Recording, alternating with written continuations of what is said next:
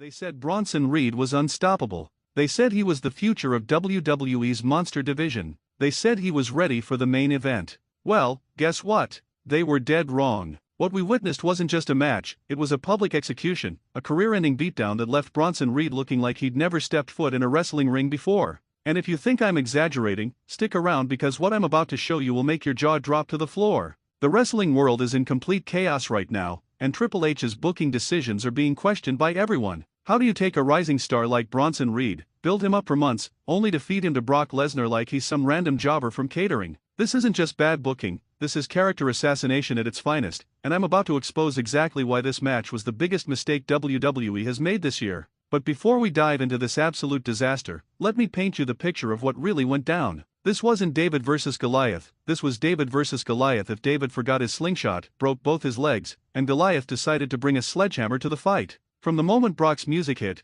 you could see it in Reed's eyes, he knew he was walking into a slaughter. The match, if you can even call it that, lasted exactly 4 minutes and 37 seconds. 4 minutes. Do you know how long WWE spent building up Bronson Reed? Months. Do you know how long it took Brock Lesnar to destroy all that hard work? Less time than it takes to microwave a Hot Pocket. This is the kind of booking that makes fans turn off their TVs and cancel their WWE Network subscriptions. And here's where it gets really infuriating. Triple H knew exactly what he was doing. This wasn't some spontaneous decision or a last-minute booking change. This was calculated destruction, designed to remind everyone that no matter how much they push these new stars, the part-timers will always come first. It's 2024, and we're still dealing with this prehistoric mentality that legends need to squash the future to remain relevant. Let me break down this travesty move by move, because what happened in that ring wasn't wrestling, it was a masterclass in how to kill momentum and destroy a career in under 5 minutes. The bell rings, and immediately, Brock charges at Reed like a freight train. No feeling-out process, no technical exchange, just pure, unadulterated violence that made it clear this wasn't going to be competitive. Reed tries to use his size advantage, throwing those heavy hands that have decimated opponents for months.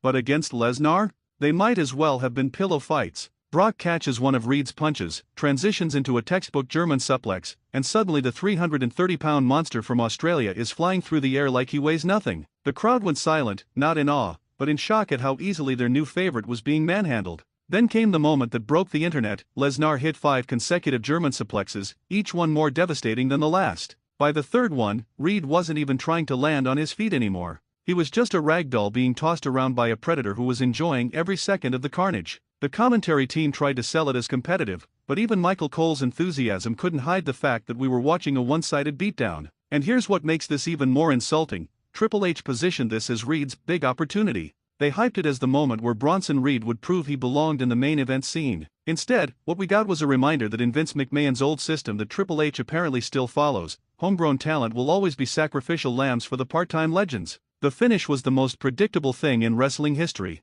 F5, pin, 3 count, Brock stands tall while Reed lays unconscious in the middle of the ring. No struggle, no near falls, no hope spots that would make you believe Reed had even the slightest chance. It was as if someone took every criticism about Brock's booking from 2015 to 2020 and decided to repeat them all at once. But wait, it gets worse. After the match, instead of helping Reed up or showing any respect for his opponent, Brock just walked away like he'd finished a warm-up exercise. No acknowledgement, no handshake, nothing that would suggest Reed had earned his respect through the beating he'd just absorbed. It was the ultimate disrespect to a guy who's been killing himself in that ring every single week. And you want to know the real kicker? The crowd's reaction told the entire story. They started the match excited to see how Reed would fare against the Beast incarnate. By the end, half the arena was heading for the exits, and the other half was sitting in stunned silence. That's not how you create memorable moments, that's how you kill excitement for future matches. This brings us to the bigger problem that's plaguing WWE right now. How many times are we going to watch promising young talent get fed to part-time legends who don't need the wins? Bronson Reed was on fire. He was getting genuine reactions from crowds, his matches were consistently good, and fans were starting to invest in his character. All of that progress was erased in less than 5 minutes.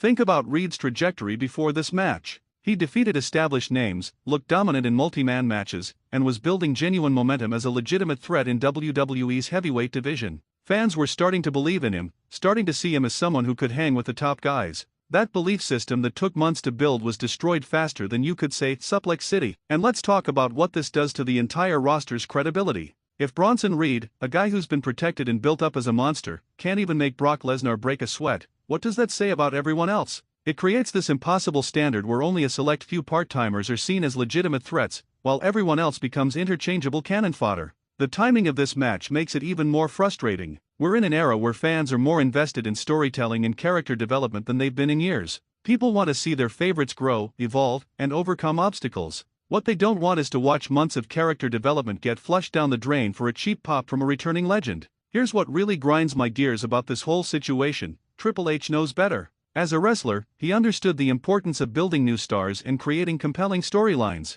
But as a booker, he's falling into the same traps that made fans tune out during the worst periods of WWE programming. The part-timer problem isn't just about one match, it's about a fundamental misunderstanding of what makes wrestling compelling. And before anyone says, "But Brock is a legitimate fighter, it makes sense he'd dominate," let me stop you right there. Wrestling isn't MMA, and storylines aren't determined by who would win in a real fight. Reed is presented as a monster on WWE television, which means within the context of their storytelling, he should be competitive with anyone on the roster, including Brock Lesnar. The missed opportunities here are staggering. Imagine if this had been a competitive back-and-forth match where Reed showed he could hang with Lesnar before ultimately falling short. That would have elevated Reed even in defeat, shown his resilience, and given fans hope for a potential rematch down the line. Instead, we got a squash match that benefits absolutely no one. Let's also discuss the message this sends to the locker room. If you're a young wrestler watching this, what's your motivation to work hard and build your character? You know that no matter how well you perform or how over you get with the crowd, you're always going to be secondary to whatever legend decides to make a comeback tour. That's not how you build a sustainable future for your company. The fan reaction on social media has been brutal, and rightfully so. Twitter is exploding with fans expressing their disappointment, frustration, and anger over how Reed was booked in this match. The consensus is clear: this was a massive waste of everyone's time and a step backward for WWE's creative direction. When your own fanbase is turning on your booking decisions, that should be a wake-up call. And here's the thing that makes this even more infuriating: Reed's previous work suggested he could have hung with Lesnar in a competitive match. His ring awareness, his power game, his ability to tell a story in the ring, all of those skills were completely ignored in favor of making Brock look unstoppable. It's lazy booking that insults both wrestlers and the fans who invest their time and emotion in these characters. The worst part is that this match didn't even serve Brock's character well. Lesnar works best when he's overcoming adversity, when he's pushed to his limits by worthy opponents who make him dig deep to secure victory. Squashing Reed made him look good for 5 minutes, but it did nothing to add to his legacy or create a memorable moment that fans will talk about for years to come. This is exactly the kind of short-sighted thinking that creates long-term problems for WWE's roster depth.